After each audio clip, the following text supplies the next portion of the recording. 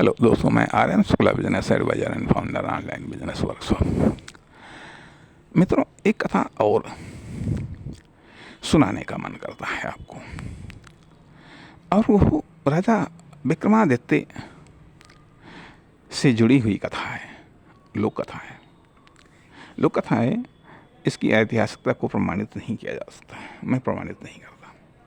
लोक कथा है लेकिन इंटरेस्टिंग है, कुछ शिक्षाप्रद है, और ये भी ये कितने बड़े बड़े त्यागी और महान महापुरुष ने इस धरती पर जन्म लिया। खैर, एक बार की बात है कि एक ब्राह्मण थे, उनकी पत्नी थी तो वो काव्य में निपुण थे। तो उनकी पत्नी ने कहा कि जाइए कुछ महाराज को सुनाओ जा करके, उससे कुछ धन मिले तो उससे कुछ जीविका चले, कुछ खाने पीने की व्यवस्था हो। कहा ठीक भाई। गए, राजा विक्रमादित्य को कविता सुनाई, जो भी अपनी साहित्यिक रचना थी सुनाई। राजा विक्रमादित्य प्रसन्न हुए और उन्होंने उनको कुछ पुरस्कार दिया, ले करके चले आए। कुछ समय तक चला खर्चा, फिर गए, फिर ले आए।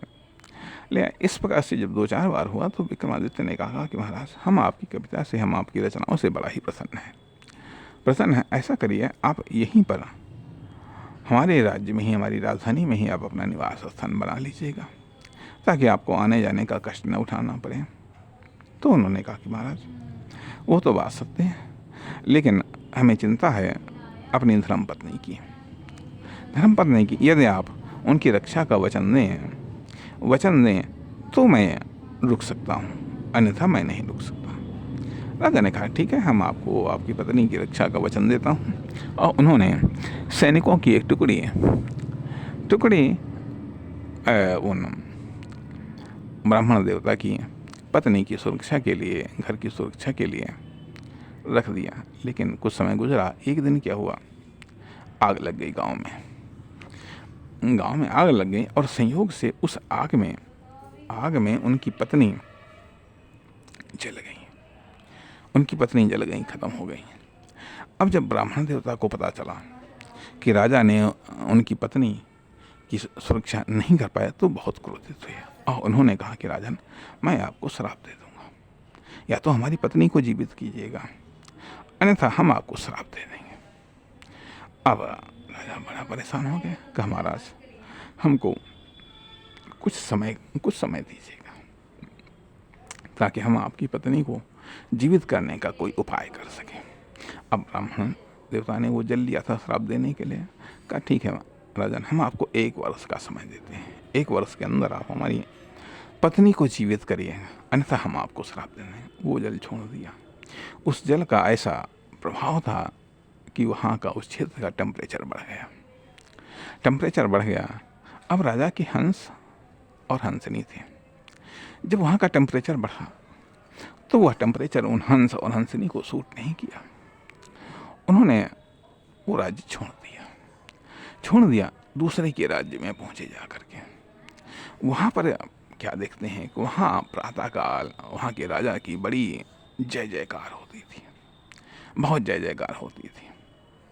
और जय जयकार इसलिए होती थी क्योंकि वो राजा प्रतिदिन प्रातःकाल 1.25 मन सोने का दान करता था। 1.25 मन सोने का वो दान करता था। इसलिए उस सोने को लेने के लिए तमाम सारी दूर दूर के याचक आते थे और राजा की जय जयकार करते थे।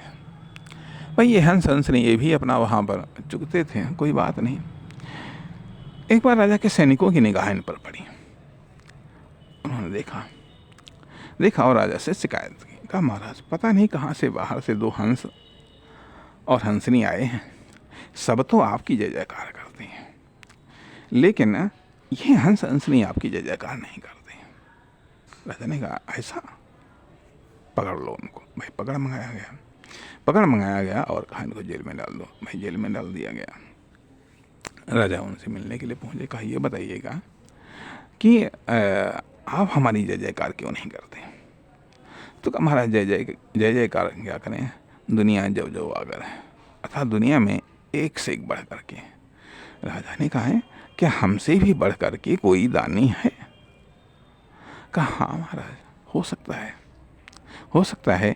इसलिए हम क्या जय जयकार करें। और फिर महाराज हम परदेसी हैं, यहाँ पर हम चुगने आए हैं, अपने कह लीजिएगा कुछ खराब दिन काटने के लिए आए हैं, कुछ समय तक रहेंगे फिर उड़ जाएंगे अपने देश को जो है, इसलिए महाराज क्यों हमको कैद में डाल दिया?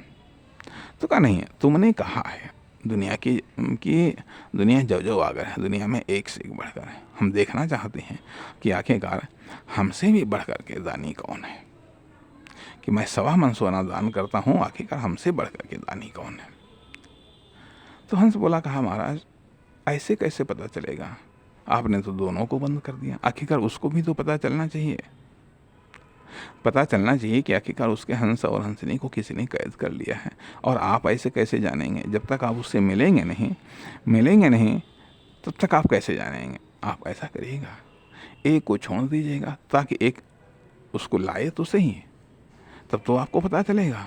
नहीं तो आप तो यही समझेंगे कि नहीं, सबसे बड़े दानी हम ही हैं।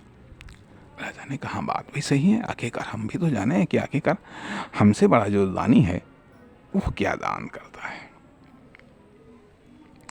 हंस को छोड़ दिया, कहा तुम जाओ, तुम्हारी हंसनी यहाँ कैद में है, ये तब छूटेगी जब आप उसको ले करके आएंगे जो हमसे भी बड़ा दानी है।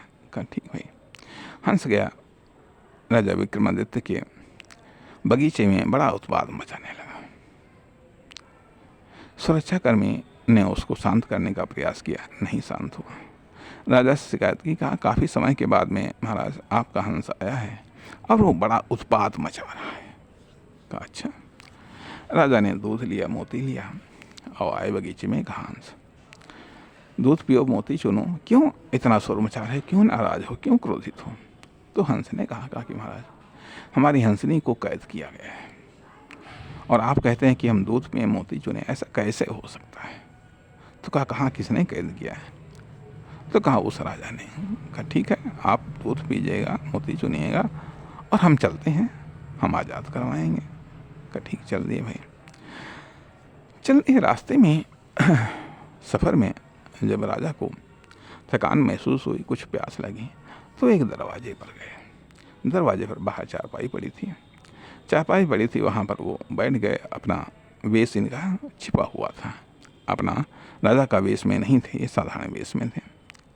तो घर से एक औरत निकल करके आई, उसने पूछा, उसने देखा और फिर वो अंदर चली गई और अपनी सास से बोली, कहा देखो तुम्हारे भैया काफ़ी दिनों के बाद में आए हैं और बाहर बैठे हैं और अंदर भी नहीं आए, कुछ हालचाल भी नहीं बताया। माँ आई, मैंने पूछा बेटा बाहर क्यों बैठे हो, इतने दिनों के बाद में आए हो और घर भी नहीं गए? तो राजा ने कहा कि भाई मैं आपका बेटा नहीं, हो सकता है कि आपके बेटे की मुझसे शक्ल मिलती हो, लेकिन ये बताओ आपका बेटा है कहाँ पर, क्यों नहीं आया? तो उसने बताया कि एक राजा हैं, राजा का नाम लिया, कहा उनके पास वो उनका मुख्य अंगरक्षक हैं और उसकी योग्यता के कारण राजा उसको कभी छुट्टी ही नहीं देते, जिसके कारण वो नहीं आ पाता है। राजा ने कहा ठीक है, मैं उसको छुट्टी दिलवाऊंगा और वो आपके पास में आएगा राजा, क्योंकि राजा भी उसी राजा के पास में जा रहे थे भाई। खैर राजा गए, उन्होंने अपना कोई नाम बताया और कहा कि महाराज